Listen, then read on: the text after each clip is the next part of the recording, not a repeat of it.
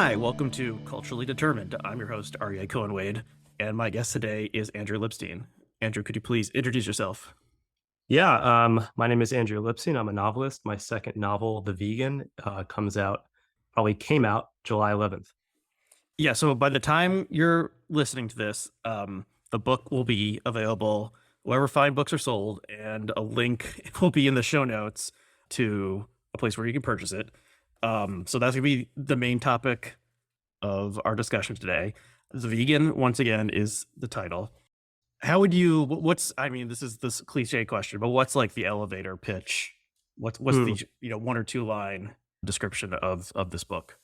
Yeah, so the book follows a quant hedge fund CEO as he's on the precipice of a few things, including a dinner party where he and his wife are trying to impress their new neighbors and invite over a guest. Turns out to be a bit of a mouthful, and our narrator indulges in a prank that backfires and sends him down a path he never expected. Okay, so your main character, Herschel Kane, is also the narrator for most or all of all of the novel. Um, how did you decide that this was going to be a first person novel, or were there other forms that you were considering as you were writing it? Yeah, I my first book, Last Resort, was in first person, and I thought it would be interesting to change that. And I actually wrote the first chapter both ways, first and third, really hoping that third would work out, but it just wasn't what I wanted to do. And I think especially for a character like him who is sort of uh deeply flawed and is going to go through a lot of shit, it's always great to sort of see the world directly through their eyes. Hmm. Yeah, so the change that Herschel experiences is sort of this book is not like a thriller, but there's twists and turns and things. When I started, it went to places that I had no expectation of where it was going to go. So maybe this conversation will include some spoiler type things, and if people want to consume the novel knowing very little, they can maybe pause now and go ahead and purchase it and read it, and then come back later. And I would give the book my seal of approval. I enjoyed reading it. So if you want to, yeah, not really hear anything more about the way the plot proceeds, you have been warned. Okay, so how did Herschel? Where did Herschel come from, and how did you decide what his job was going to be? Yeah, I actually kind of first for me, I did a lot of research for this book, which was basically reading a few books, but mostly interviewing people, guys, all guys, as it happens in that world. And when I say that world, I mean the world of quant hedge funds or algorithmic hedge funds. And I sort of had this idea of setting in that world, and then the idea of interviewing those people came to mind. And from then, I was just like, I have to do this because I really just want to talk to them. And so I ended up speaking with, I think, about seven or eight analysts, I think three CEOs and a billionaire, each for about an hour or two, just about their life and about the industry. And that was like to get the minutia, to get the jargon and technicalities, but it was also to inhabit them, to see the world as they do, to understand, you know, what their morality consists of. Not like, are they a good or bad person, but what are the moral questions in their life, and how do they consider good and bad. Um, and those conversations were incredibly influential. Obviously, Herschel is not based on anyone in particular, and it wasn't like he was like a easy composite of them, but those conversations opened the door for me to create him. And so what originally attracted you to this idea of a book about like a quant hedge fund guy? Yeah, I mean, the world of I don't, when you hear that a book is about like a hedge fund guy, I think the first question that comes to mind is like, how bad is this guy going to end up being? Like how much am I supposed to hate him? And I thought that was a great challenge to set a book that is ultimately about goodness, um, set it around this narrator who, especially in our demographic in New York, but especially the book world, is sort of feels wrong or feels like we almost shouldn't be rooting for him. I was really attracted to that idea. And as far as it being in a quant hedge fund, I mean, I when I started writing this, I wrote this starting in late 2020. Um, I just sensed that that was going to become a big issue.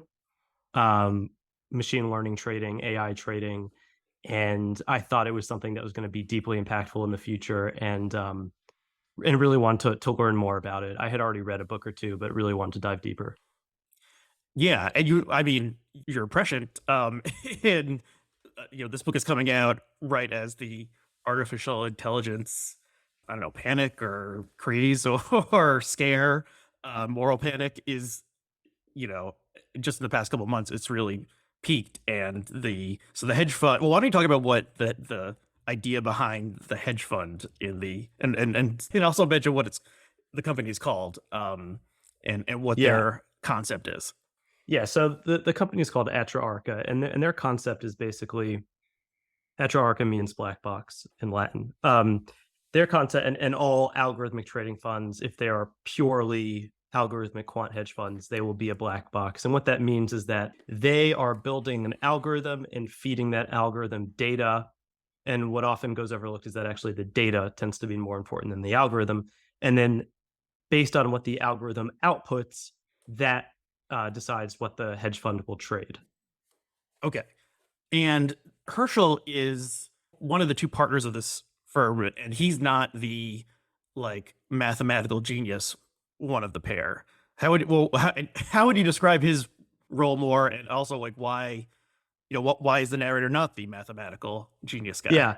I mean, when you look at a quant hedge fund, you often do find that there's a CEO who maybe they have some quantitative background, and Herschel, like me, majored in math, but couldn't approach the sort of level of skill that would enable him to be on the quantitative side. You usually find that there's a business person who is driving it as a business. And then there's like somebody who is extremely smart who could never be a business person because if they weren't in at a quant hedge fund, they would probably be in a physics department at a college. The quant hedge funds are they're basically, if you walked into them, it would seem like you were walking into a graduate program, hard science department, because they even have like seminars. They even have like a lot of time allocated just for free thinking. It really is like emulating an academia landscape or higher thinking context. Mhm. So, what attracted you to writing about artificial intelligence, and how do you and simple, like what thematically in the novel? What role do you think artificial intelligence plays? Well, I think the really interesting thing, and this is stated pretty early in the book, is that the idea of being a hedge fund or making money with money, it can seem like a zero sum game. And in order to succeed, somebody else has to fail or lose. And one of the characters brings up that economics is called the dismal science for exactly this reason. Um, and that can feel, and in talking to these hedge fund guys, and if you're in the finance industry, that isn't a moral problem for you. But especially when you're in a quant hedge fund, when you aren't even making those decisions, you're almost on a pursuit for higher knowledge. And the firm is called Black Box. You don't even have a hand in it. And I found that concept really interesting, and especially about how AI often absolves us of intent while sort of doing the dirty work for us. And I think you see that a lot, especially in this past year, with what AI is capable of and the moral questions it raises.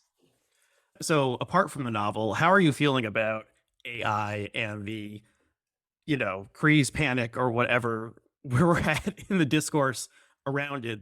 There's people, I guess a consortium of people said we need like a 6-month pause on all AI research because it's getting Mhm. too dangerous or something. But maybe those people had self-serving reasons for wanting to do that. And then there's, I mean, the things that make an impression on a layperson like me is, Chat GPT or these art generating programs that come close to um, an appearance of an actual intelligence Mhm. creating something. And then there's this whole discourse around like, oh, we won't need screenwriters anymore because the AI will spit out 10,000 plots and we'll pick the best one, and then we don't have to pay residuals to the computer program that wrote the script, or something like this. So like undercutting human creativity and make it easier for big companies to screw over creative types. How are you feeling about all this? Yeah, I feel like we're in like maybe say 1997 of the internet boom. Hmm. Um, where like we can imagine some possibilities, but we're probably focusing on the wrong things. Like in 97, it probably seemed unfeasible that the internet could put a brick and mortar store out of business. Yeah, it was like kind of like a weird thing to go on a chat room. You know, you're meeting weirdos. It feels like a very foreign space. But Hmm. naturally, with technology like this, there's no way we can anticipate what's coming. And I think it's very telling and interesting that a lot of our fears are focused around the most human aspects of what it can do. So chat GPT, as you said, like artistic renderings, even writing, like I don't think that is where we should be worried. And I don't think that's actually where AI will make an impact. I mean, it's called artificial intelligence, meaning that it emulates human intelligence. And that's sort of supposed to be the most interesting thing about it. But I think where AI gets super interesting, like people are amazed that I think it was ChatGPT 4 or something like scored very highly on the LSAS or something like that. Like, I think we should take that for granted that a computer can beat us at chess, be the best lawyer out there, you know, do all of the things that can be taught. Because if they can be taught, a computer can do it. Where I think things get really interesting is thinking about what AI can do that we can't even imagine, and especially how that intersects with value. I think the reason why an AI making visual art is so disconcerting is because they're taking something from us and they're taking a form of value, artistic expression. But I think a little bit down the road, what they're actually going to be taking from us is a much larger kind of value. And I'm talking specifically about money. I mean, there's already been flash crashes, but that was like more than 10 years ago, those Hmm. started. Um, there are already ways that people are using AI to make money. But what happens when you could make continual amounts of money because of AI? What does that mean about value? What does that mean about what we take for granted about our financial system, which is that you get paid for what you bring to society? I think there are huge questions that we're not even going to have time to answer once they're upon us. That's interesting. I mean, I was young. I was a teenager in the like internet 1.0 era, and I think what's interesting about the way people are reacting to AI now is I think a lot of people who had some optimistic idea of what the internet would do or what social media would do or e-commerce, a lot of those hopes have been dashed. And so you have to be sort of naive to be like, oh, this is going to be great. You know, this is going to do great things. And a more cynical response of being like, it's going to be used in the worst way possible because a lot of other things that once seemed, you know, neutral or fun or whatever in technology have turned out to be taken advantage of by nefarious people or you know bots or whatever or scammers or whatever. So you know you have this possibility of a new form of technology that's like impossible to imagine, but we've been through 25 years of the internet not living up to utopian promises or hopes or whatever. So yeah, so I don't know if that's a question exactly, but No, I mean, I think what you were touching on was sort of like what is to be done, and I think if the way the government has reacted to the internet, you know, is any uh, shines a light on what we're to expect. Like it's pretty grim. Like we've all seen the congressional hearings when like an 88-year-old congressperson is like asking Mark Zuckerberg how exactly an internet service provider like works, or like how they make their money. Um, I not to sound like a super cynic, but I don't imagine it's going to be the government that enables us to control the possible negative outcomes of AI. right. I mean, yeah. So let's talk about the dinner party, which is sort of the first set piece of the book. Why did you decide that this would be like that? A dinner party would be the turning point of your work. Yeah, I mean, I think calling it a set piece is spot on because it feels like a structure that's like ready to be torn to shreds. The dinner party, the literary dinner party. I mean, like what percent of fiction in the past 2 decades has consisted of that? I approached the book. I really love this idea of like a huge tonal shift, not even a shift, but like a demolishing of the tone. And basically, the second scene in the book, as you point out, is sort of a comedy of manners, where you sort of feel like you know you can anticipate the level of levity and sort of the gaffes and a little bit of the awkwardness, but what comes out of it is basically an unspeakable literal tragedy for One of the characters there caused by inadvertently Herschel Kane, the narrator. And I just love the idea of this like terrible thing coming out of this, like, as you put it, set piece. And what about the, the cultural place of the dinner party? And how are you thinking about that? And also, I mean, how did you think about the novel as you were started it during, mid-pandemic? I can't remember if there's any references to the pandemic during the novel, but sort of a dinner party is something that a lot of people didn't have for some length of time because of fears of the virus. Yeah. I So know I guess it's two questions. Does this novel exist pre-pandemic in a world where there was no pandemic? And also, what do you think about the role of the dinner party in the culture at large? well, I learned my lesson on my first book. I should say I learned my lesson, but now I'm making the same mistake with my third of time stamping parts of the book. My first book took place between 2019 and 2021, and I sold it just before the pandemic. So I had to change a bunch of shit. So I decided to set this one in a relatively ambiguous time, which is, we'll call it in the short future. And then as far as like, yeah, so there is no pandemic in the book. I mean, I started it at the end of 2020 and finished at the beginning of 2021. I didn't want to approach the pandemic, though I will say that like writing about our dinner party and office life did feel like living vicariously at those Hmm. times.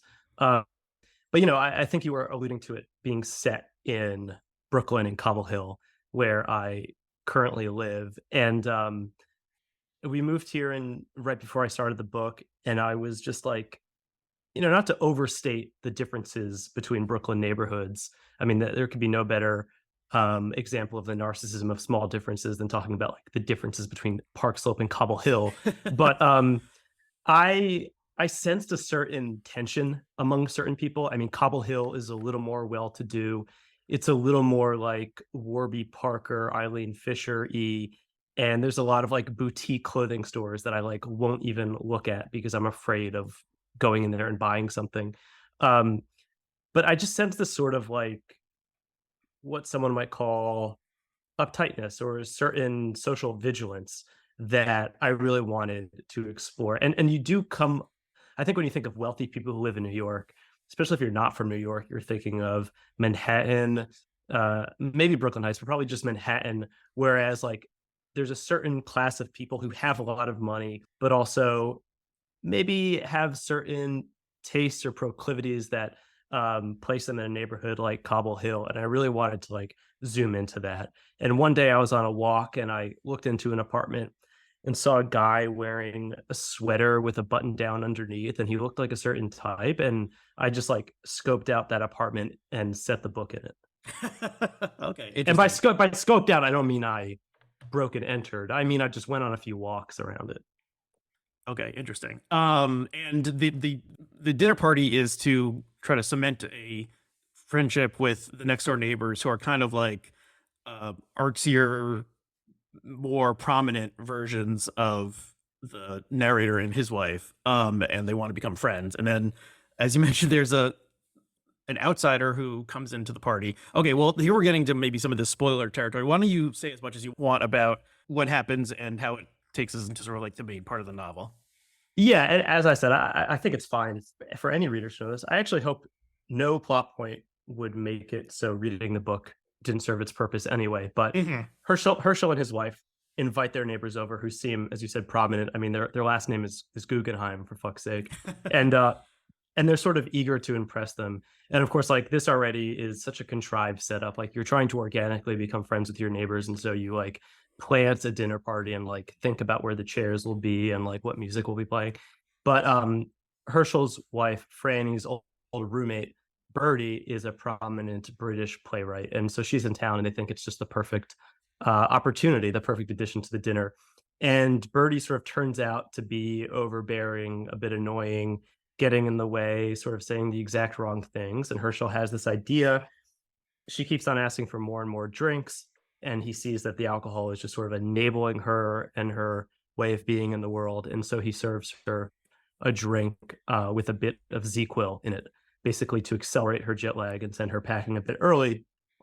And it works. She leaves So, the so party. ZQL being the form of NyQuil that does not have like the cold medicine Right, in right. it, I guess and I shouldn't assume your listeners are as insomniacs as I am and like know the ins and so outs of all it's the like a sleep aids. non-prescription form of like a sleep aid Yeah, that's sold over the counter. I think the good people at NyQuil realized that like the FDA was getting on their case because everyone was misusing their drug, which is meant for cold. So they decided to just remove the cold stuff and sell it as basically its former primary purpose as a sleep aid. Right. Um, but yeah, not medical advice. But yeah, he serves her a bit of that, and it works. She goes home, and then basically they have the night that they wish they had. And it isn't until the next day that Herschel realizes that um, the drink he's served has caused Birdie to have an accident. Right.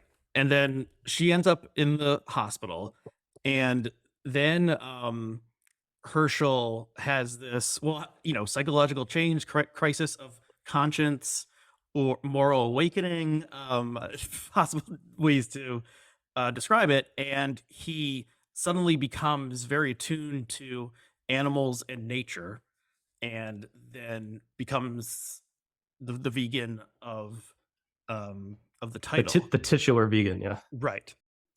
How did this? I mean, was this what what part of drafting the novel did this idea of like this psychological turn or awakening or psychosis or something enter in? Was this like what you wanted to go Yeah, towards all along?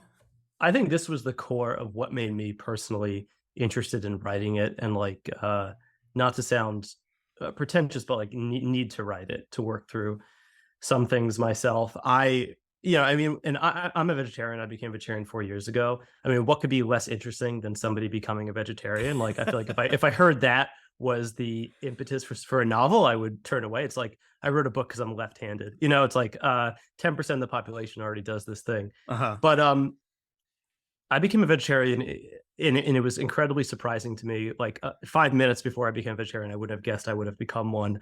I was basically just eating dumplings with my to-be wife, and decided I never wanted to eat meat again. And it was just so surprising to me, and I had no way of explaining it, but I did wonder and sense where it came from and why I did it, and why how a conviction can feel so untethered from language to the point where you can't even talk to yourself about why you decided to do this thing. Um, and basically seeking out other parts of my life where that decision might have come from. I think I projected directly onto the book where Herschel basically seeks virtue in another part of his life that has nothing to do with where he might have a moral deficit. Okay, that's interesting. And so, I mean, he takes this. This happens extremely quickly for him, and it's more than the average sort of decision that someone might have to become vegetarian or vegan. And it's also deeply related to him to this a sort of like connection with animals and nature that is newfound, including like a neighbor's dog and animals at the zoo in Prospect Park. Um, yeah, can you talk a little bit Yeah, so about that? so the morning after he finds out what happened to Birdie at his hands, he is getting ready to be picked up by his driver, and he makes eye contact with a dog across the street that had like previously basically been a nuisance. Herschel, like, I step in shit all the time, and he sort of recognizes in this dog recognition of his own guilt, which he, up to this point, it's only been a day or so, has no idea what to do with. He doesn't even really know the shape of his own guilt. But this dog seems to like not just share the guilt with him, but take some of the burden from him. And this is sort of the seed of what is to come, where he uh, needs him to have the ability to commune with animals so much to make sense of what he did or to not make sense of it, that he basically follows that road until the end, where he kind of erases the line between humanity and animals and all that comes with it, including sort of language and logic and rationale. Right. I mean, do you do you think anyone will read this and reconsider their own relationship to animals, especially consuming animals for Yeah, food? And I sort of self-consciously attack that in the book where I'm like, he his neighbor has made like a film, and apparently like a few people in the book like stopped eating meat for a week because of that film. And I sort of directly attack this idea of like art being political and like wanting to change our habits. Mhm. I mean, I think eating meat is something that if you do think hard enough about, uh you might want to stop. And through Herschel's sort of mania, I think the reader will get cases for not eating meat. If somebody told me they stopped eating meat because of this book, I would be extremely happy. But to answer your question, I, I would be also shocked. So also part of his transformation is almost visceral or unintentional disgust with consuming animals and animal products like milk. Mhm. So it's Yeah, it's like it seems involuntary in right. some aspects, not like this is a a deeply considered sort of thing. It's like he gags if he's drinking Right. a latte, and so that's not like thinking of reflecting on Mhm. the ethics of consuming animals. That's sort of like visceral disgust response that um I don't know is it's not natural, I think, for most people, and it comes on extremely suddenly and out of this moral crisis. So why did you have the character that the plot Yeah. unfold in that way where there's this involuntary aspect to it? I mean, I'm so glad you brought that up. I think there's this thought that like morality and moral decisions and being a good person comes out of extremely conscious decisions that are born from rationality, and that is completely separate from like our bodily immediate reactions to things. But I think in actuality, and this is partly informed by a book I read, I think shortly before I started writing, called Disgust, or maybe it's called The Anatomy of Disgust by William Miller. I think William Ian Miller. And what he points out, and I think is very true, is that we feel our morality, and we often make moral decisions based on repulsion or attraction to things. I mean, that's definitely true with like attraction to people, even love, where we sense someone's a good person and we don't think it, we feel it. And I really wanted to attack this idea that if you have a certain moral paradigm in mind, then you're like, uh, it's premeditated, or you're preempting in any way. You're deciding, because I think in actuality, morality is bodily, it's physical, and it's visceral. And exactly as you said, like Herschel is disgusted by meat. He doesn't have to think about it. Um, he just feels it. Mhm. One book that this reminded me of was Bonfire of the Vanities. Were you thinking about that Bonfire of the Vanities when you wrote it? Which also, if people haven't read it, is Tom Wolfe's book from like 1987 that was made into a very bad, famous flop movie. But the main incident is a Wall Street, like a Wall Street asshole guy, accidentally causes the death of a child, and the plot unspools from there. I actually I love the Bonfire of the Vanities, and I actually am intimately linked with it because my father read it while he was holding me as a baby.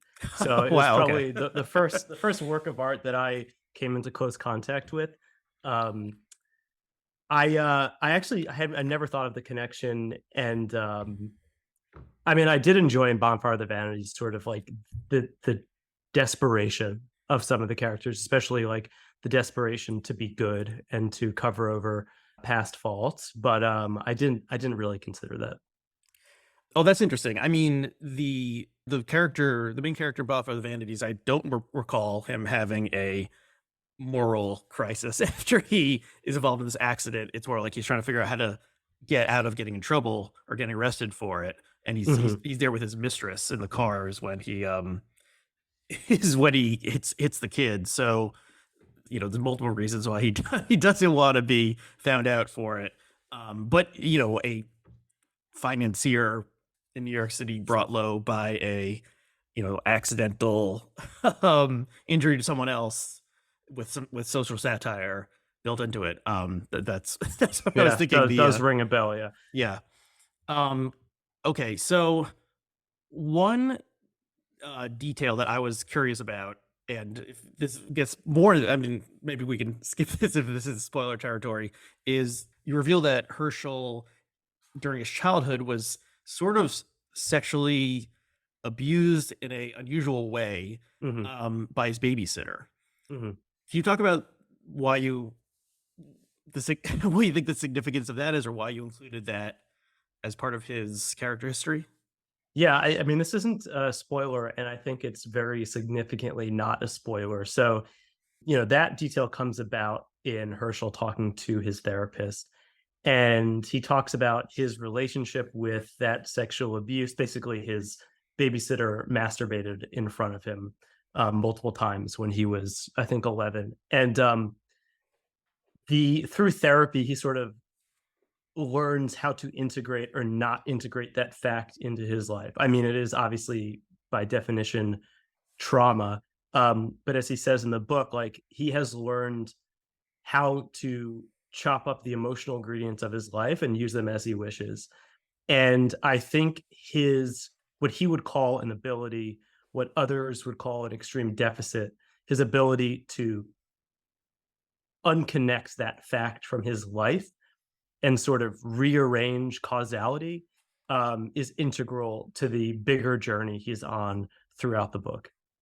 Okay, that's interesting. And his, if I recall, his therapist is often trying to like bring this past childhood trauma back in, Mhm, and he's like, okay, like I'm done with, like we talked about this enough. Like, let's talk about current things. And mhm. yeah, so well, when I was reading, I was thinking, well, this, the therapist is overly focused on a childhood trauma, as sometimes it's maybe a Freudian therapist would be overly focused on childhood, and this, and as I was reading, I was thinking, well, okay, I'm with Herschel on this one. Like, let's talk about what what happened this past week. But Mhm. how do you see that? That something that something that happened in childhood. Yeah, and when he does bring up what happened in the past week, due to the slipperiness of language, like it doesn't come across, and she basically thinks it's just like the specter of being a parrot that is like making him feel weird. But to go to your question, yeah, I mean, if there's any profession that is incompatible with Herschel's sort of uh, ability or deficit, his ability to like use what happened to him to his own advantage, it's therapy, which needs to draw um a thread between your past and your present. And therapy, I don't think it's often seen as a narrative form, but I strongly believe it is. I think that without narrative, therapy, and especially Freudian analysts like wouldn't have a job.